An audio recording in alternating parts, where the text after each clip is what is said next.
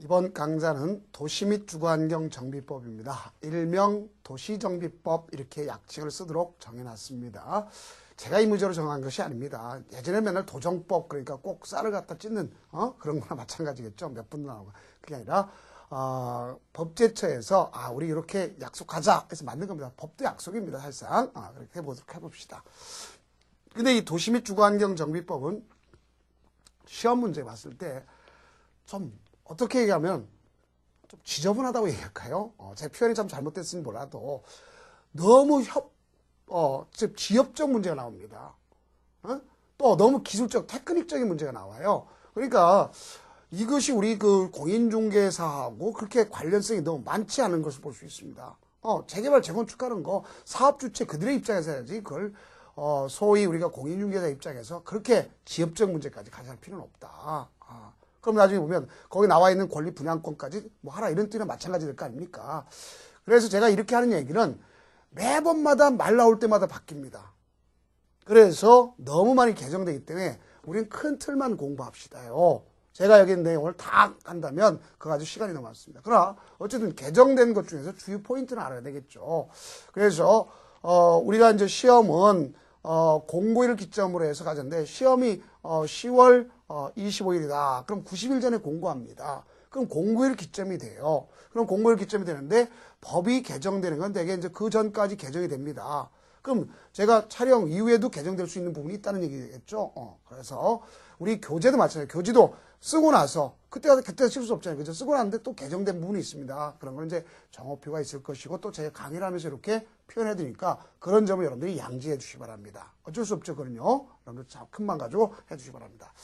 자, 그러면 우선 이 정비법이 가장 많은 부분이 바뀌고 있다 하는 부분을 알 수 있겠고 그래서 큰 틀을 보자 했습니다. 자, 도시 및 주거환경 정비법. 얘는 그 도시 기능을 회복하는 겁니다. 그래서 도시 기능을 회복한다. 우리가 도시하면 번화가 있다 갑자기 생애 주기가 있죠. 또 떨어질 수도 있겠고. 두 번째, 주거환경이 불량한 지역을 체계적으로 정비하고 노후 불량 건축물을 효율적으로 개량하기 위한 사항을 규정한 거죠. 그래서 도시 환경을 개선하고 주거 생활의 질을 높임으로써 이 체계를 정한 법이 뭐라고 볼 수 있다? 도시 및 주거환경 정비법. 자, 이거는 용어 정의를 잘해야 되겠죠. 그럼 이렇게 정비사업을 하고자 하는 걸 정비구역이라 그래요. 도시개발 사업을 하고자 하는 도시개발구역처럼 이건 정비구역이랍니다. 자, 그러면 이때 여기 정비사업이 몇 가지가 있는가 하는 것을 꼭 아셔야 되겠습니다. 자, 그러면 용어 정의 자 봅시다.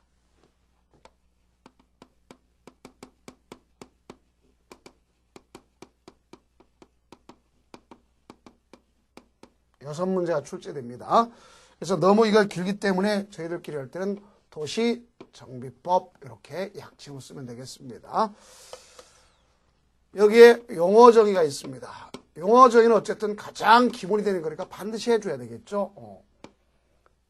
자, 용어 정의라면서 제일 먼저 있는 것이 뭐가 있느냐. 주거 환경 개선 사업이 있습니다.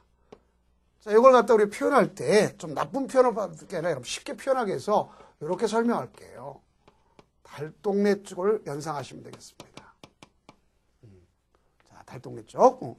자, 그럼 이때 이 달동네 쪽을 연상하시다 그랬는데 여기 가게 되면 대개 이제 뭐냐면 저소득 주민이 밀집돼 있겠죠.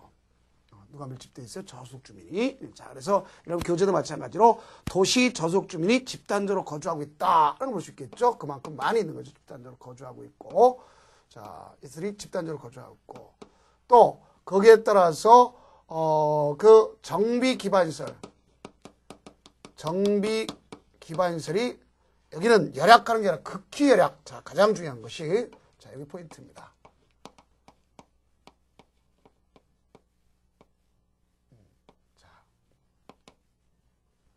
그래서 극히 열악한 거죠. 아주 극히 열악한 거예요. 그래서 정비 기반시설이 극히 열악하고 거기에 또 뭐가 있냐면 노후 불량 건축물. 자, 노후 건축물뿐만 아니라 불량 건축물 같은 그래서 이 노후 불량 건축물이 아주 밀집되어 있는 겁니다. 밀집되어 있어요. 그래서 이 같은 밀집을 기점으로 해서 뭘 하게 한 거냐. 주거 환경을 개선하기 위한 거다. 이것이 바로 주거환경 개선사업이라고 한다. 이렇게 보시면 되겠습니다. 그래서 여러분들 보면 거기에 나와 있죠. 그래서 노후불량 건축물이 그냥 밀집한 것도 아니고 이것도 과도하게 극히, 그 다음에 여기는 과도하게, 이게 극히, 이게 중요한 거고, 요거는 과도하게 밀집되어 있는 거다. 또 저소득 주민이 아주 집단적으로 거주하는 거다. 이렇게 극단적 표현을 쓰고 있습니다. 그러니까 이걸 이해하시면 되겠죠. 달동네. 그다음 그 밑에 있는 것이 이제 주거 주택 재개발 사업. 자, 이쪽으로 가봅시다. 이제 두 번째는 뭐가 있느냐?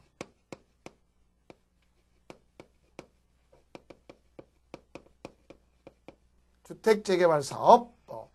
여기는 저소득주민하고는 상관이 없습니다. 정비 기반 시설이, 요게 이제 중요한 건데, 정비 기반 시설이 어떡하냐? 열약할 뿐입니다.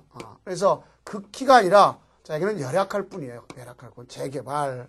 그래서, 이렇게 열약하는 것이고, 또, 나아가서 노후불량 건축물이 있다는 건 맞습니다. 그러나, 과도한 밀집이라고 해서는 안 해도 되는 걸 볼 수 있겠죠. 그래서 노후 불량 건축물이 그냥 밀집되어 있는 것이지 과도 밀집은 아니다. 과도한 것은 아니구나 볼 수 있습니다.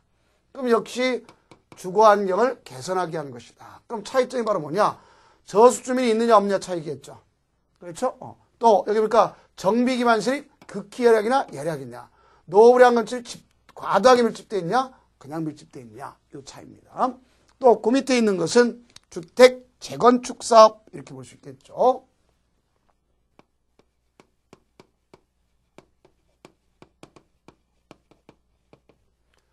주택 재건축 사업은요. 역시 저소득 주민이 필요 없습니다. 정비 기반 시설은 있지만 이거는 양호하는 것이야. 양호한 것. 정비 기반 시설은 양호하다 볼 수 있습니다. 되게 정비기반시설은 양호한데, 자, 여기 보면, 이런 경우는 되게 단독주택이나 공동주택 중심 중에서, 이건 공동이면 단독주택 중심 연상하시면 되겠습니다. 그다음에 여기 아파트 같은 걸 보면 재건축한다 그러지 않습니까? 그죠? 그래서 집합 건물 같은 경우를 보면 재건축하고, 재개발이라는 말을 쓰게 되면 되게 이제 단독주택 중심으로 열악하게 이루어지는 것을 볼 수 있습니다. 걷다가 노후불량 건축물이 있는 거죠. 역시 과도한 것은 아닙니다. 노후불량 건축물. 자, 역시 주거환경을 개선한다. 그럼 여기 차이점 뭔 차이냐? 요거가 요 차이네요. 자, 정비기반시설이 열악하냐 아니면 양호하냐 요 차이입니다. 정비기반시설이 열악하냐 양호하냐 요 차이다 볼 수 있어요. 근데 여기는 단지 주의할 것이 하나 더 있습니다. 자, 주의할 것이 바로 뭐냐? 여기는 정비구역 안에 있을 수 있겠고 밖도 있을 수가 있다는 볼 수 있어요. 정비구역 어디도 있을 수 있다. 바깥에도 이루어질 수가 있다. 그런 것을 알으세요. 그래서 정비구역 안뿐만 아니라 정비구역 바깥에도 나타날 수가 있구나. 이걸 여러분들이 연상하시면 되겠습니다. 다음 도시환경 정비사업 같아 볼 수 있어요. 자,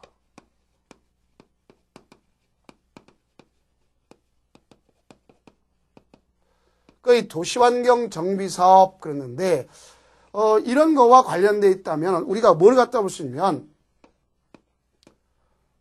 구로공단. 자, 과거에는 구로공단이 산업의 1번지였지 않습니까? 그래서 이제 공장들이 있다가 다 쇠퇴했잖아요. 그죠? 그러다 지금 이제 모르다가 디지털. 그렇죠? 그래서 뭐 우리가 봤을 때 가산 디지털, 구로 디지털 이런 형태로서 새롭게 성장하고 있는 걸 볼 수 있지 않습니까? 그러면 이거는 뭐 저수증 이거와 관련된 게 아닙니다. 자, 뭘 갖다 주시면 상업과 공업지역에서 그럼 상업과 공업지역은 종전보다 이미 뭐가 됐던 거예요? 개발이 됐었는데 이것이 뭐가 되죠? 주기에 따라서 이제 뭐가 될 수 있습니까? 그 토지 효율적 이용과 도심 부도심에 대한 기능 회복. 자, 도심 부도심의 기능 회복이 가장 중요한 거고 나가서 상업지역 같은 거는 뭐가 있어야 되겠죠? 자, 상권의 활성화.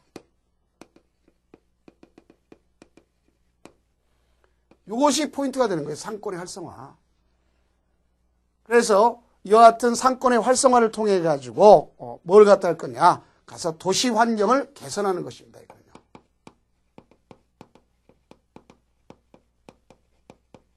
유일하게 이제 도시환경 개선이죠. 위에 거는 주거환경 개선인데 얘는 도시환경을 개선하는 것이다. 이렇게 볼 수 있죠. 그 다음, 다섯 번째, 생겨난 것이, 예전에 생겨난 것이 볼 수 있겠죠. 이건 주거환경 관리사업. 그러니까 여기 보니까 주거환경 개선사업이 있는가 하면 주거환경 관리사업이다. 그래 놨습니다. 그 요거는 어떤 경우냐. 여기처럼 전부 다 철거하는 의미를 갖다 두는 것은 아닙니다. 그러면 전부 다 철거하는 게 아니라 단독과 다세대 주택이 밀집되어 있어요. 자, 그래서 글자를 잘 알아야겠죠. 자, 여기는 단독과 다세대 주택이 밀집되어 있고, 이걸 밀집되어 있고, 또 정비 기반시설 갖다 보셔야 되겠죠. 자, 그럼 이렇게 되면 정비 기반시설 공동이용시설을 확충한다.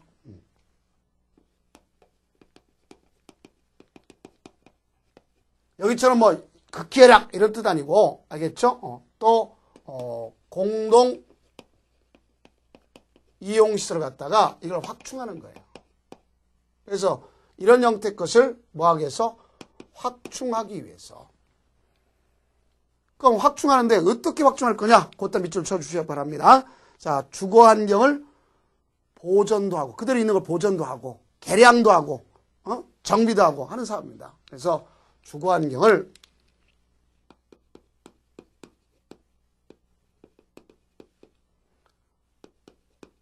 개량도 하고 보존도 하고 그렇죠? 개량도 하고 보존도 하고 또 나가서 정비도 하는 이런 사업. 그러니까 저 위에 것처럼 달동네 싹 밀어버리고 여기 엄청나게 돼 있던 거 다 밀어버리고 새롭게 올라가는 게 아니라 여기는 기존에 있던 건물에 대해서 정비 기반시설을 갖다가 또는 공동이용시설을 이걸 확충하기 위해서 기존에 있던 건물을 다 철거하는 게 아닙니다. 개량도 하고 보존도 하고 정비도 한다. 자, 이런 걸 뭐를 갖다 연상하시면 되냐면 예를 들어서 우리가 서울의 도심지에 모 지역에 한옥마을 알죠? 소위 안국동 한옥마을 같은 머릿속에 연상하시면 돼요. 거기 있는 단독주택을 다 밀어버린다. 어떻게 되겠어요? 문제가 되겠죠. 그러니까 그걸 보존도 하면서 또 정비도 하고 개량도 한다. 이렇게 하는 걸 볼 수 있겠죠. 그런 경우를 연상하시면 주거환경 관리사업이라는 걸 좀 쉽게 연상하지 않을까 이렇게 생각하는 겁니다. 또 이런 경우가 있는데 마지막으로 뭐냐? 가로주택 정비 사업이라는 게 있어요.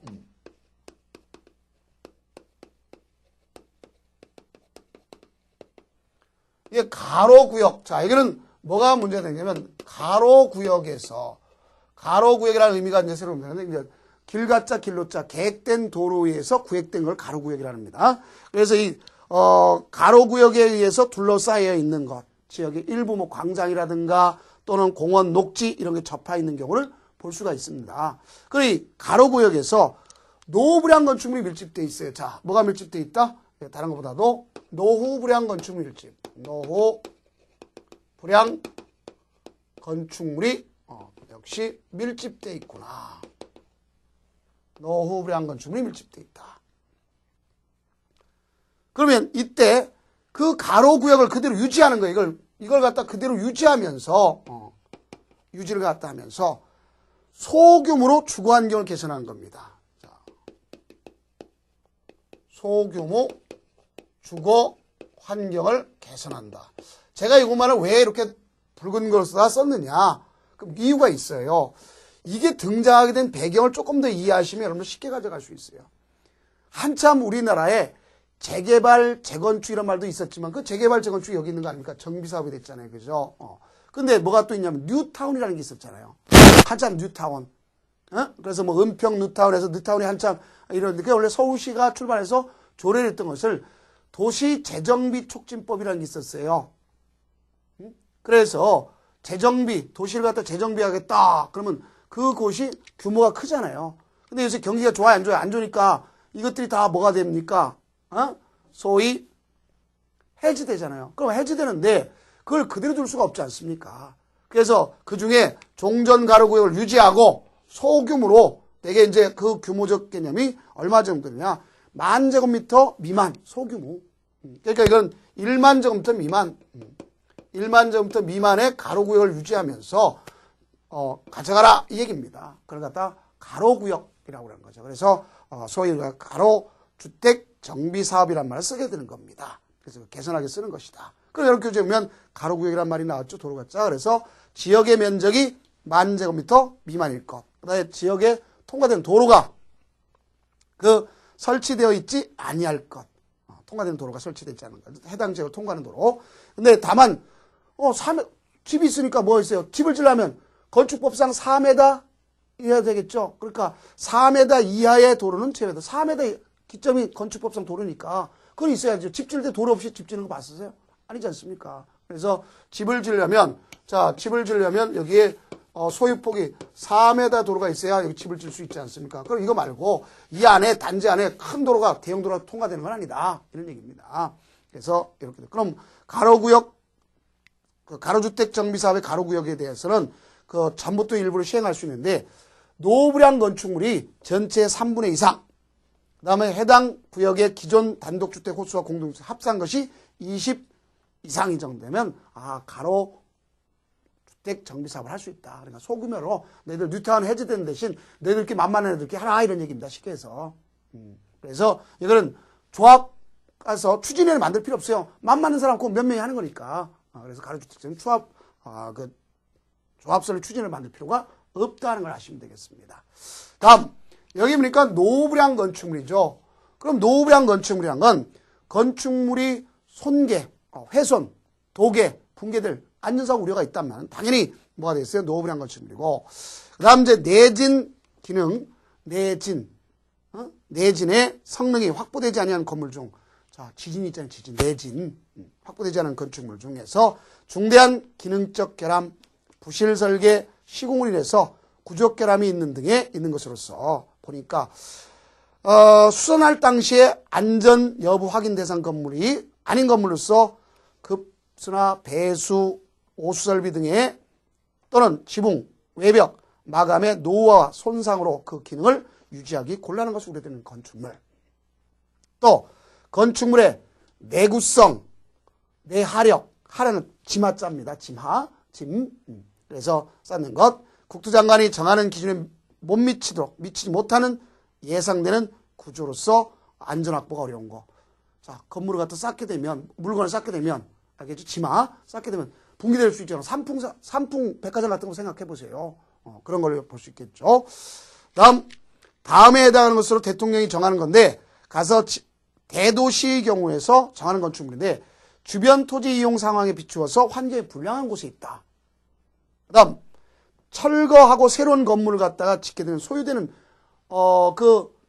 보수하는 비용에 대해서, 알겠죠? 새로 짓는 건물이 더 낫다고 생각하면 당연히 노후불량 건축물이 될 수 있어요. 그래서 이럴 때 얼마를 기점으로 할 거냐? 대개 준공 인가 기준에서 40년간 보수 보강하는 드는 비용, 철거 후 새로 설치하는 건물과 비교하는 것을 볼 수 있어요. 그런데 속된 비로 보수 비용이 배보다 배꼽이 더 크다고 볼 수 있잖아요. 그러면 새로 짓는 게 낫지 않습니까? 그럼 노후불량 건축물이라 생각하면 돼요. 다음 마지막에다 좀 별표를 쳐놓을 것이 있는 것인데요. 도시 미관을 저해하거나 노후화로 인해서 구조 결함이 있는 건축물, 대통령이 정한 바에 따라서 조례로 정한다 그랬는데 이게 문제가 있습니다. 그러면 이제 한 장 넘겨보면 박스 안에 기억이 있죠. 준공된 후 20년 이상 범위에서 조례가 정하는 기간이 지난 건축물. 20년 이상이라니까 상한이 없잖아요. 상한. 그러면 예전에 보면 20년 이전에 진 것은요. 특히 주차 문제 때문에 엄청 많이 싸웁니다. 그래서 계속적으로 문제가 되는 것이 가장 문제가 되는 것이 주차장 부족, 주거환경 개선할 만큼 필요성이 큼에도 불구하고 뭘 갖다 하지 않느냐.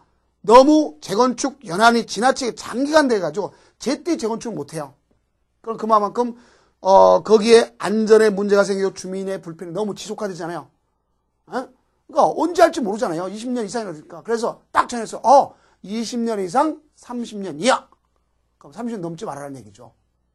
이렇게. 그래서 그 글자를 주세요. 20년 이상 그런 걸 20년 이상 30년 이하 범위 내에서 조례로 정하도록 되어 있다. 그래서 주거환경 측면에서 본다면 열악한 주택을 제때 정비할 수 있도록 법이 개정됐다. 이런 걸 아시기 바랍니다. 그거만 고쳐주시면 되겠습니다. 다음 도시군 기본계획상 경관에 관한 사항이 저촉되는 건축물.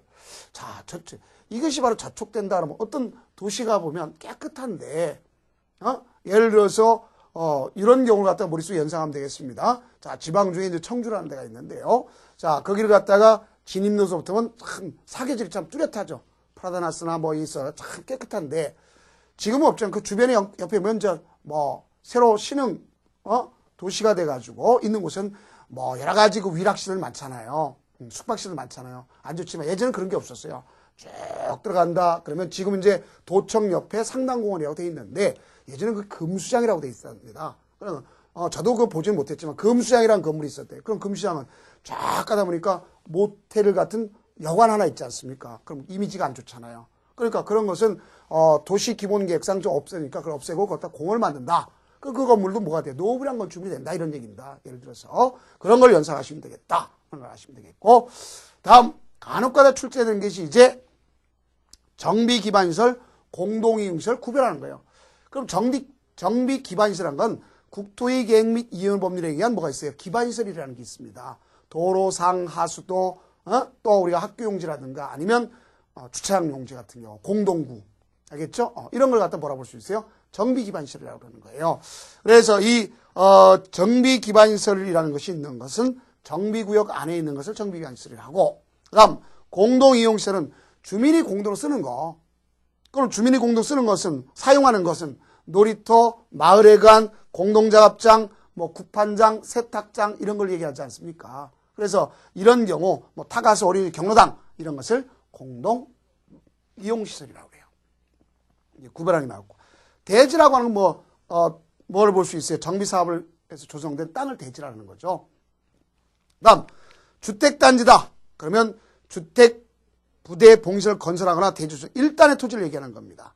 그 주택법상의 사업계획 승인을 얻었다 하면 종전에 뭐라 볼 수 있어요? 사업계획 승인 얻기 위해서는 30호, 50호다. 또 30세대다, 50세대 이상 이렇게 얻는 것을 주택단지라고 보는 것을 볼 수 있습니다. 또는 거기에 주택단지 안에 자 뭐가 있냐면 이렇게 주택단지가 이루어지는데 이 안에 도로가 통과되면서 분리될 수도 있어요? 없어요? 있죠. 그래서 단지가 분리될 수도 있습니다. 그러면 그런 경우도 역시 주택단지라 볼 수 있겠고요. 또 1단에 둘 이상의 공동으로 관리하는 전체 단지, 예를 들어서 A단지하고 B단지가 있는데 이걸 갖다가 공동관리한다 그러면 또 주택단지가 되는 것을 볼 수 있습니다. 자, 그런 걸 아시면 되겠고요. 조합 설립 동의요건을 충족하기 위해서 분리된 토지나 분리되어 나간 토지도 주택단지. 또 건축법에서 건축허가 얻어진, 자 이거 봐 조심해야 돼요. 단독주택을 얘기하는 게 아니에요. 아파트나 연립 건설하기 위한 일단의 토지를 주택단지라고 한다 하는 거 꼭 명심해 두세요. 다음 이제 사업시행자는 이제 배우겠지만 사업시행자라고 하는 것은 정비사업을 시행하는 자입니다. 그래서 도시개발법에는 12가지가 있지만 여기는 크게 같지 않아요. 대개 사업시행자 하면 토지 등 소유자가 있겠고 조합이 있겠고 시장군수가 있겠고 그 다음에 이제 등록업자, 건설업자, 신탁회사 이런 경우가 있습니다. 많지가 않아요, 여기는요. 자, 그 다음에 우리가 정리해야 될 것은 이제 토지 등 소유자가 있습니다. 용어가 이 토지 등 소유자인데 이건 좀 조심할 것이 세 가지로 다 되어 있죠. 우선은 원칙적으로 보면 정비구역인 경우가 있겠고 또 가로구역인 경우가 있겠고요. 여기에 건축물 소유자, 토지 소유자가 있는가 하면 건축물 소유자가 있겠고요. 또 지상권자가 있습니다. 그러면 저 앞에 있는 주거환경 개선사업, 주거환경 개선사업의 경우는 정비구역이 되는 거고 필요 없겠고 토지 소유자, 건축물 소유자, 지상권자 다 들어갑니다. 그 다음 주택 재개발 사업에 대해서는 주택 재개발 사업은 주택 재개발 사업을 봤다고 했죠. 주거환경 개선 사업하고 주택 재개발 사업은 자 이거는 정비구역 안이 되겠고 가로구역 필요 없겠고 토지 소유자, 건축물 소유자, 지상권자 됩니다. 근데 주택 재건축 이 재건축 사업은 정비구역 안도 있지만 바깥에도 있다는 걸 잘 아셔야 되겠죠. 바깥에도 있고 얘는 필요 없고 자 여기는 토지 소유자, 건축물 소유자지만 누가 없느냐? 지상권자가 없다는 걸 잘 알아주셔야 돼. 지상권자가 없다는 것. 이게 가장 키포인트가 되는 것이다 하는 걸 알 수 있습니다. 누가 없다? 지상권자가 없다 하는 것. 자, 이게 키포인트가 되는 것이고, 다음에 나가서 보면 뭐가 있느냐? 저기 있는 도시환경 정비사업, 도시환경 정비사업. 그러니까 도시환경 정비사업은 정비구역이겠고, 가로가 없겠고, 토지 소유자, 건축물 소유자, 지상권자 있습니다. 그다음 주거환경관리사업. 주거환경관리사업. 자, 주거환경관리사업도 자 여기 봐요. 토지 소유자, 정비구역 안에서 하는 거고, 자 여기 보면 토지 소유자, 건축물 소유자, 지상권자가 있습니다. 그다음 가로주택 정비사업. 가로주택 정비사업은 정비구역이라는 말이 필요 없습니다. 대신 뭐가 있어요? 가로구역이 있는 거고, 토지 소유자, 건축물 소유자, 지상권자가 있네요. 자, 그럼 여기 우리가 조심할 게 이거네요. 빨간 거 해준 거. 자, 재건축은 정비구역 안뿐만 아니라 바깥에서 가져간다는 것. 그 다음, 여기 보면 가로구역이 유리하게 있는 것은 어디야? 가로주택 정비사업만이고, 자, 지상권자가 없는 것은, 유일하게 없는 것은 재건축 사업이다. 볼 수 있겠죠. 그래서 재건축 사업은 대표적으로 뭐가 있어요? 집합건물이라 기준점인데, 집합건물은 특별한 사유가 없는 한 토지와 건물을 분리할 수 있다 없다? 없다 하는 것을 아시면 되겠습니다. 자, 그것이 여기에 해당한다고 볼 수 있겠고요.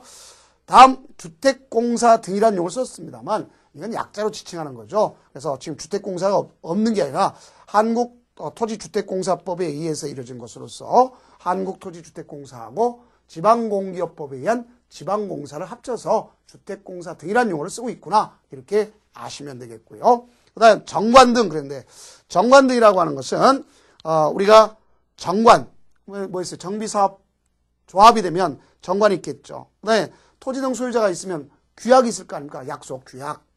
규약. 그 다음에 시장, 군수, 구청장 이들이 하게 되면 규정이 있겠죠. 이걸 다 합쳐서 정관등이라는 말을 쓰고 있다 하는 것을 아시면 되겠고요.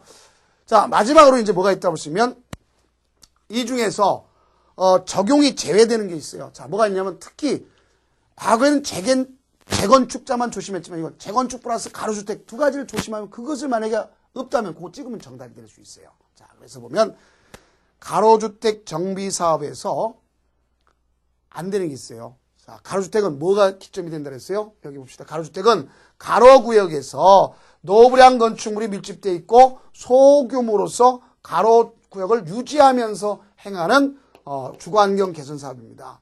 그렇기 때문에 여기는 도시 및 주거환경 정비 기본계획을 수립할 필요가 없어요. 또 여기 보니까 정비구역을 지정할 필요가 없죠. 또 여기는 소규모로 10,000제곱미터 미만에 하니까 여기는 추진위원회를 설립할 필요가 없어요. 몇 가지? 추진위원회까지. 그래서 그 세 가지를 할 수 없다. 그래 우리 교과는 두 가지 써 있는데 이왕이면 그렇게 좀 알아두세요. 그것까지 할 필요가 없구나 하는 것을 이해하시면 되겠습니다. 그래서 제일 밑에 보면 적용제 가로주택 정비사업은 도시 주거환경 정비기본계획 및 정비계획 수립, 정비구역 지정 필요 없겠죠. 왜? 가로구역이니까. 그럼 여기다가 또 하나 더 집어넣는다면 뭐까지다, 이걸 이해하시면 되냐면, 자, 앞서 이야기했던 걸 정리하면 추진위원회, 조합을 할 때 조합 필요 없습니다. 조합 추진위원회 필요 없어요. 조합 자체를 만들지만 조합 추진에 필요가 없다. 몇몇 맞는 사람만 하면 되니까 그 얘기가 여기에 해당한다, 이렇게 볼 수 있어요. 이제 다음 강좌는 뭐에 대해서 나갈 거냐면 그 정비 기본계획에 대해서 나가도록 하겠습니다. 그래서 정비 기본계획, 정비 구역 이런 관점에서 나가는데요. 요거는 가장 간략하게 우리가 설명하면 되는 겁니다. 그래서 이제 그 기본계획에 대한 설명을 하게 되면 여러분 교재 제2장 기본계획 수립 및 구역의 지정이라고 되어 있잖아요. 그러면 우선 제일 먼저 도시 주거환경 정비 기본계획 기본방침이 수립되어 줘야 돼요. 그래서 이 기본방침은 누가 수립하는 거냐? 이거는 국토교통부 장관이 수립해 주는 거예요. 그래서 10년 단위로 수립하고 5년마다 타당성을 검토하는 거예요. 그럼 그 안에는 뭐가 들어가 있어야 되냐? 국가 정책 방향. 여기 재개발 재건축한다면 어떤 방향을 했으면 좋겠다는 정책 방향이 들어갑니다. 또 거기에 따라서 기본계획 수립 방향. 우리가 국가가 이렇게 하니까 이렇게 좀 하는 방향을 합시다. 이렇게 할 수 있겠고, 가서 개선계획. 그러면 거기에 속된 표현 말 잘 듣잖아. 그렇죠? 쉽게 얘기하면. 그러면 재정을 지원해줘야 되는 거죠. 지원해주겠죠. 너 말 잘 들으면 이렇게 주겠다. 속된 표현으로 표현한 거죠. 여러분 연상하라고 그러는 겁니다. 정말 그런 것이 아니라 자 그렇게 보면 되겠고 그 다음에 나가서 대통령이 정한 사항을 가지고 하도록 되어 있습니다. 그래서 이런 것을 뭐라고 쓰면 도시 및 주거환경 정비 기본 방침이 있다 하는 것까지만 이해하시면 되겠습니다. 그럼 이제 다음 강좌는 정비 기본계획과 정비 계획, 정비 구역 이걸 갖다 나가도록 하겠습니다. 고생 많으셨습니다.